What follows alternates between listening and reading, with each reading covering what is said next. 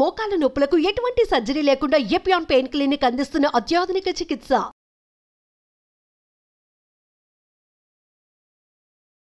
Welcome to Suman TV. నేను మీ నవీన్. ప్రస్తుతం మనతో బీహార్ స్కూల్ ఆఫ్ యోగా నుంచి మాస్టర్ గౌతమ్ గారు ఉన్నారు. హాయ్ సార్, నమస్తే అండి. నమస్కారం సార్. సార్, మోకాల నొప్పులు ఒకప్పుడు మనం చూస్తే ఏజ్డ్ పర్సన్స్లో కనిపించేవి, అంటే 60-70 ఏళ్ళ వయసు ఉన్న వాళ్ళు. కానీ ఇప్పుడు 25-30కే మోకాల నొప్పులు, మేము స్టెప్స్ ఎక్కలేము అని అంటూ ఉంటారు.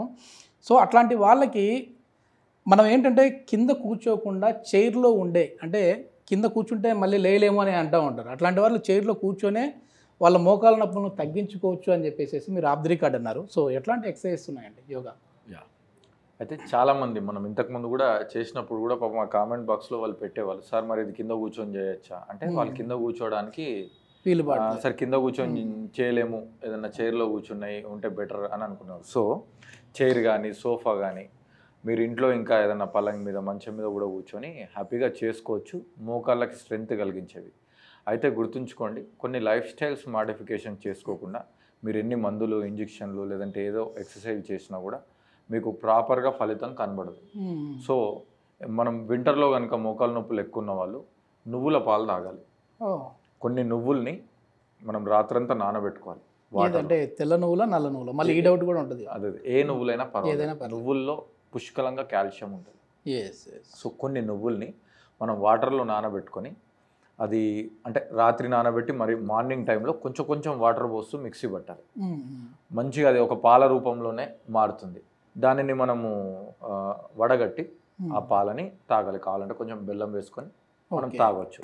సో మామూలుగా మన గేదె పాలు అనేవి లేదంటే ఆవు పాలు అనేవి కొంచెం కాల్షియం ఉంటుంది, మంచియే. కానీ ఇప్పుడు మనం తీసుకునే పాలు మొత్తం అడల్ట్రేషన్ కాబట్టి ఆ డైరీని కొంచెం పక్కన పెట్టి నువ్వుల పాలను తీసుకుంటే చాలా బాగుంటుంది.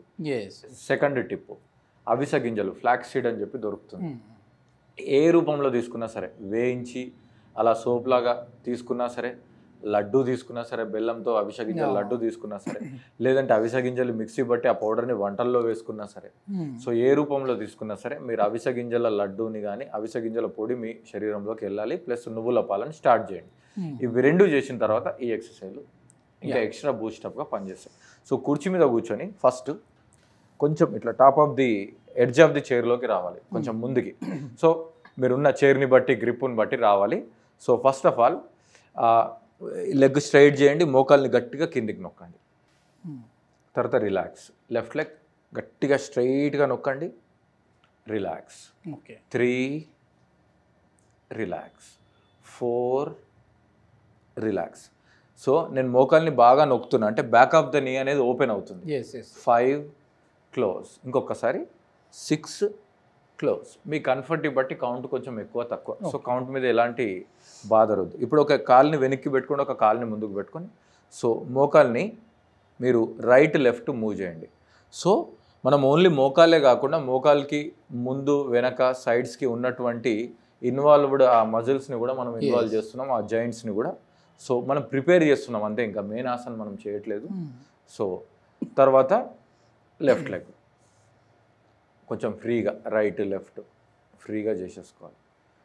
ఫ్రీగా చేసేసిన తర్వాత ఇప్పుడు జస్ట్ లెగ్ లిఫ్ట్ చేయండి. 1 2 3 4 5 6 7 8. దీన్ని కూడా మనం 8 to 10 కౌంట్స్ చేసుకోవచ్చు. తర్వాత మీరు మీ యాంకిల్ని ఆపోజిట్ మోకాల్ మీద పెట్టి జస్ట్ ఇట్లా ఫ్రీ చేయండి, మోకాల్ని ఫ్రీ చేయండి. ఇంకా మనం డైరెక్ట్ నీ మీదకి వెళ్ళలేదు, జస్ట్ అలా కంఫర్టబుల్గా చేసేస్తున్నాం.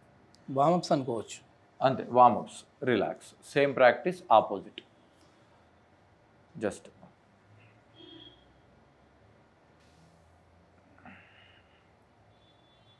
రిలాక్స్.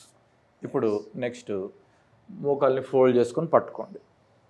సో మనం మోకాల్ని కంప్లీట్గా దాని కింది భాగాన్ని నొక్కి కొంచెం కంప్రెషన్ క్రియేట్ చేస్తున్నాం.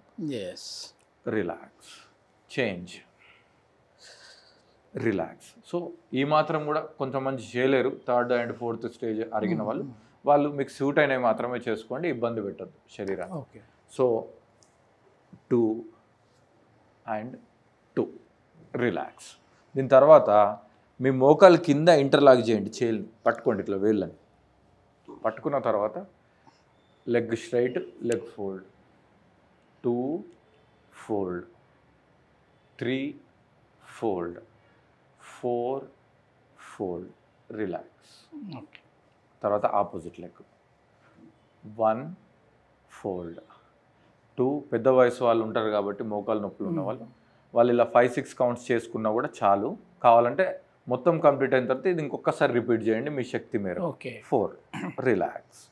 ఇప్పుడు అలానే పట్టుకోవాలి, కాకపోతే ఇలా మోకాల్ని కొంచెం ఇట్లా రొటేట్ చేస్తారు. 1 2 3 4 reverse. 1 2 3 4 relax. 1 2 3 4 reverse. 1 2 3 4 relax. So ఇది చేసుకున్న తర్వాత మనకి యోగాలో ఒక బెల్ట్ లాంటిది దొరుకుతుంది. దానిని యోగా బెల్ట్ అంటారు. లేదంటే మీ ఇంట్లో ఏదైనా క్లాత్, టవెల్, చున్నీ లాంటిది కూడా వాడుకోవచ్చు. దాంతో చేయొచ్చు. ఇప్పుడు చేసేది ఏంటంటే స్ట్రెచ్చింగ్ అండ్ కొంచెం సేపు హోల్డ్ చేస్తాం. ఇప్పటిదాకా మూవ్మెంట్ చేస్తాం, ఇప్పుడు హోల్డింగ్. సో ఇగో ఇలా ఉంటుంది యోగా బెల్ట్. సో ఈ బెల్ట్ కానీ మీరు ఏదైనా వాడుకోవచ్చు, పెద్ద ప్రాబ్లం లేదు. సో ఇప్పుడు ఏం చేస్తామంటే పాదం కింద ఈ బెల్ట్ పెట్టుకొని మనకు వీలంత వరకు స్ట్రైట్గా కాల్ని సాగదీయాలి. ఓకే. సాగదీసిన తర్వాత కొంచెం వెన్నపూస నిటారుగా ఉంచుకోవచ్చు, లేదంటే బ్యాక్ రెస్ట్ కూడా ఇచ్చుకోవచ్చు, నో ప్రాబ్లం. ఈ లెగ్ స్ట్రైట్గా ఉన్న తర్వాత హీల్ని బయటకు నెట్టండి. నెట్టేసి ఆ ఆసనంలో మనము 30 నుంచి 40 సెకండ్లు లేదంటే అంతకంటే ఎక్కువ కూడా ఉండొచ్చు. కంప్లీట్గా మీ యొక్క బ్లడ్ సర్క్యులేషన్ అనేది మోకాలు కింద భాగం బ్యాక్ ఆఫ్ ద నీకి చేరుకుంటుంది. చాలా స్ట్రెచ్ అవుతుంది. ఇమ్మీడియట్గా మీకు ఒక రిలాక్సేషన్ దొరుకుతుంది. ఇప్పుడు మనం రైట్ సైడ్ చేసినట్టు లెఫ్ట్ సైడ్ కూడా చేయాలి. దీనిని మాత్రం 3 సార్లు చేయాలి. ఓకే. అంటే మీరు కౌంట్ తక్కువ చేసినా సరే 30 సెకండ్లు 40 సెకండ్లు మినిమం మీకు ఎంత వీలైతే అంత హోల్డ్ చేయండి. అప్ టు 1 minute వరకు కూడా హోల్డ్ చేయొచ్చు. Right leg left leg relax అలా 3 సార్లు చేయాలి. ఈ ప్రాక్టీస్ అనేది మీకు ఆ స్ట్రెచెస్ అనేది చాలా హెల్ప్ అవుతుంది. వీటితో పాటు నేను స్టార్టింగ్ చెప్పిన టిప్స్ కూడా చేసుకుంటే బాగుంటుంది.